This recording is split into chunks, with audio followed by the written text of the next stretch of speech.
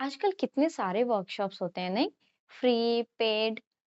काश हमें भी ऐसा कोई वर्कशॉप मिल जाता जिसको हम अटेंड करते और हमारी लाइफ के सारे प्रॉब्लम सॉर्ट आउट हो जाते।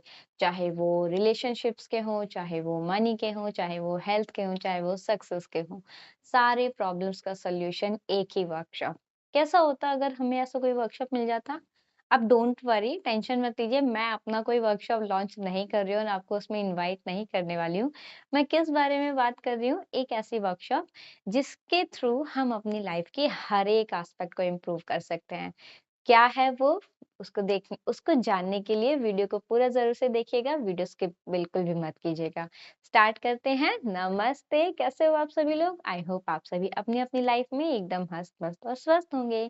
तो जैसा कि मैंने इंट्रो में बताया, एक वर्कशॉप जो हमारी लाइफ के चारों पिलर्स को इम्प्रूव कर सकता है, हेल्थ, वेल्थ, रिलेशनशिप, सक्सेस। कौन-सी है वो वर्कशॉप? वो वर्कशॉप है अब्राहम हिक्स द्वारा बताई गई क्रिएटिव वर्कशॉप। जी हाँ, अब्राहम हिक्स ने एक बहुत ही अमेजिंग प्रोसेस हम लोगों को बता रखा है जो कि है क्रिएटिव वर्कशॉप। क्रिएटिव वर्कशॉप क्या होता है? क्रिएटिव वर्कशॉप मतलब होता है अपनी डे टू डे लाइफ में से एक थोड़ा-सा टाइम हमें निकालना है अपनी वर्कशॉप के लिए। उसके क्रिएटर हम खुद ही हैं, है ना? हमें खुद ही टाइम निकालना है अपनी डेली लाइफ में से और 10-15 से 15 मिनट का और अपने चारों पिलर्स के बारे में सोचना है। कैसे सोचना है? सबसे पहले आपको क्या करना है, ये वीडियो एंड होने के बाद तसल्ली से बैठना है थोड़ी देर, है ना? जभी भी आपके पास टाइम हो, थोड़ा-सा टाइम निकाल कर के तसल्ली से बैठिए, एक पेपर पेन लीजिए, उसमें 4 जगह लिखिए health, wealth, relationship and success और हैप्पीनेस जिस भी आप चाहें। और उसको तसल्ली से सोचिए कि आप अपनी हेल्थ के बारे में क्या चाहते हैं। हो सकता है कि कोई इंसान बहुत ज़्यादा अंडरवेट हो तो वो चाहता है मैं बैलेंस में हो जाऊँ, हो सकता है कोई ओवरवेट हो वो चाहता है मैं बैलेंस में आ जाऊँ, किसी को हेयर फॉल की प्रॉब्लम हो, हेल्थ से रिलेटेड आपको जो भी चैलेंजेस हो, आप ये इस तरीके से लिखिए मुझे क्या-क्या चाहिए। राइट। उसके बाद सेम हेल्थ के बाद आप वेल्थ पे आ सकते हैं। आपको फाइनेंशियली क्या चाहिए, आपको जॉब चाहिए, कितनी जॉब चाहिए, सॉरी कैसी जॉब चाहिए, कितनी सैलरी चाहिए, इस तरीके से, ठीक है। हेल्थ, वेल्थ, उसके बाद आता है रिलेशनशिप कि आपको कैसे रिलेशनशिप्स चाहिए। आपको चाहिए कि आपकी सभी रिलेशनशिप अच्छे हों, आपकी वाइफ के साथ, आपके हस्बैंड के साथ, आपके बच्चों के साथ, आपके इन लॉज के साथ, आपके पेरेंट्स के साथ, जैसे भी रिलेशनशिप आप चाहते हैं या जिसमें भी चैलेंज चल रहा हो, उसको उस तरीके से आपको नोट डाउन करना है जैसा आप चाहते हैं। Right. Health, wealth, relationship, fourth आ जाता है हैप्पीनेस। हैप्पीनेस या फिर सक्सेस जो भी आप अपने अकॉर्डिंग लिख सकते हैं, है ना? मेन 4 पिलर यही होते हैं। अब हैप्पीनेस पे आ जाते हैं। तो आपको किस-किस चीज़ से हैप्पीनेस मिलती है? हो सकता है कोई फुल टाइम होममेकर है तो उसको लगता होगा, वो चाहती है कि काश मुझे कोई हेल्प मिल जाती तो जिससे कि मेरा बर्डन थोड़ा कम हो जाता, उससे उसे खुशी मिल सकती है। किसी को मूवी देख के खुशी मिल सकती है, कोई चाहता है कि मैं ना वीक में 1 मूवी देखना चाहता हूँ या फिर मैं वीक में 2 मूवीज़ देखना चाहता हूँ या मैं वीकेंड एन्जॉय करना चाहता हूँ। किसी को ट्रैवलिंग से हैप्पीनेस मिलती है तो वो ट्रैवलिंग लिख सकता है। मतलब बेसिकली आपको 4th हैप्पीनेस वाले पिलर में वो चीज़ लिखनी है जिससे आपको खुशी मिलती है, ठीक है? आपने चारों पिलर्स के बारे में लिख लिया कि आपको अपने चारों पिलर्स कैसे चाहिए, राइट? अब आपके पास एक लिस्ट है कि आपको अपनी ड्रीम लाइफ कैसी चाहिए, ठीक है? अब आपको क्या करना है, इनको अपने पास रखना है, ठीक? और अब इसके बाद आपको डेली अपनी डे टू डे लाइफ में से जितना भी आपका बिज़ी शेड्यूल हो, उसमें से थोड़ा-सा टाइम निकालना है ना? मिनिमम आपको 15 मिनट इनफ होते हैं, ठीक है? 15 मिनट आप बैठिए और जो आपने लिस्ट बनाई है, आप उसको पढ़िए कि आपने क्या-क्या लिखा है, कि आपकी लाइफ कैसी होनी चाहिए, क्या-क्या आप चाहते हैं। जब आप इसको पढ़ेंगे तब आप उससे खुद से एक क्वेश्चन और पूछिएगा कि क्यों मैं ये चाहता हूँ। जैसे अगर आप मान लीजिए हैप्पीनेस वाले पिलर पे आपने लिखा होगा कि मुझे ट्रैवल करना है, मुझे गोवा घूमने जाना है, मुझे मनाली जाना है। क्यों मनाली जाना है ना? मनाली जाके मैं पहाड़ों को देखूँगा, मुझे स्नोफॉल एन्जॉय करना है।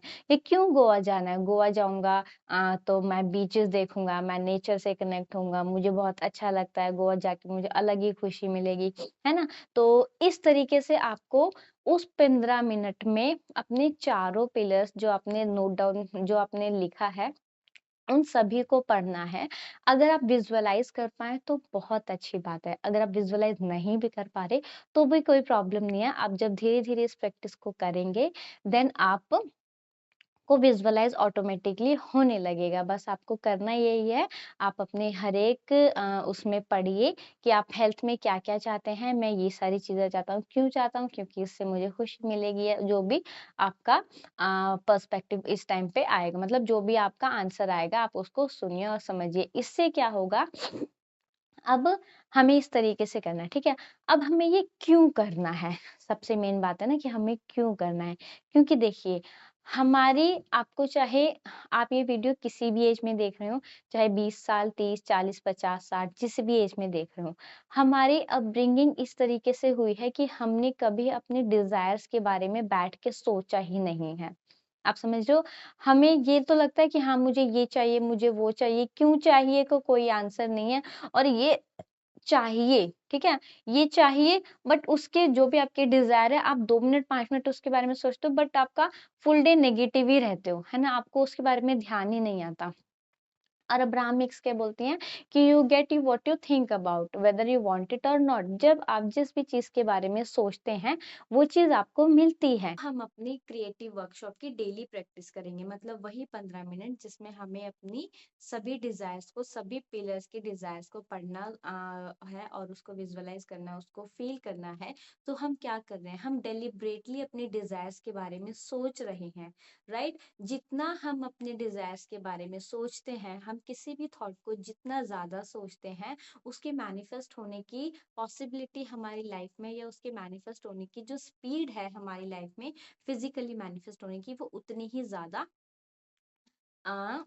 स्पीड जो है वो उतनी ही ज्यादा तेज हो जाती है, यानी कि वो उतना ही ज्यादा स्पीडली हमारी लाइफ में आने लगता है, ठीक है? क्योंकि देखिए, अब्राहम भी बोलते हैं कि किसी भी थॉट में, जैसे हम सोचते तो बहुत कुछ है, क्या वो सब कुछ हमारी लाइफ में मैनिफेस्ट हो जाते हैं? नहीं।